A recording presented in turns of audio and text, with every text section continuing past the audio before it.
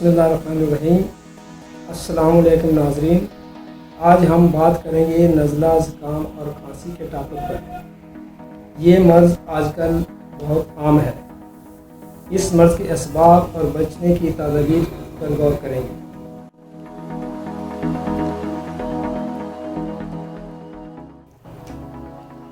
असबाब इसके जो आजकल हैं कि गर्मी सर्दी का हो जाना,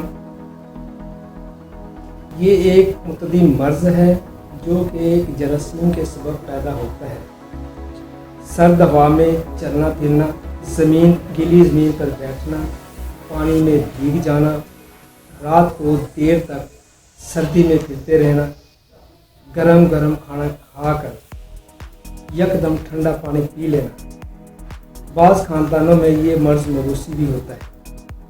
बाज़ दफ़ा हमारे नौजवान बिस्तर में से निकलते ही फ़ौरन बाहर भागने की कोशिश करते हैं। इसी तरह हमारे कुछ नौजवान घर से निकलते फ़ौरन मोटरसाइकिल पर बैठते हैं, ठंडी हवा में चलाना शुरू कर देते हैं, जिससे उनको ये असर हो जाता है सर्दी का, जिससे वो इस मर्ज़ में मुब्तला हो जाते हैं।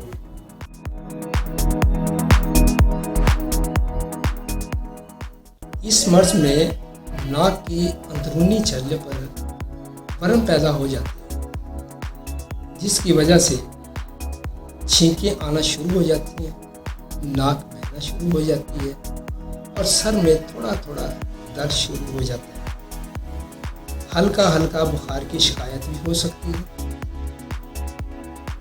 और खांसी भी शुरू हो सकती है। अगर ये मर्ज़ कुछ देर ज़्यादा हो जाए तो नाक से बदबू आना शुरू हो जाती है। नाक के अंदर मसा या बवासीर पैदा हो सकती है। मज़मन ज़ुकाम से कुव्वत शामा या सुनने की ताकत ज़ायल हो जाती है। ख़ास तौर पर बच्चे जब रात को सोते हुए यकदम उनका सांस बंद रहता है, वो हाँफते हैं। ये हमारे नज़ला, ज़ुकाम पुराना होने की सूरत में।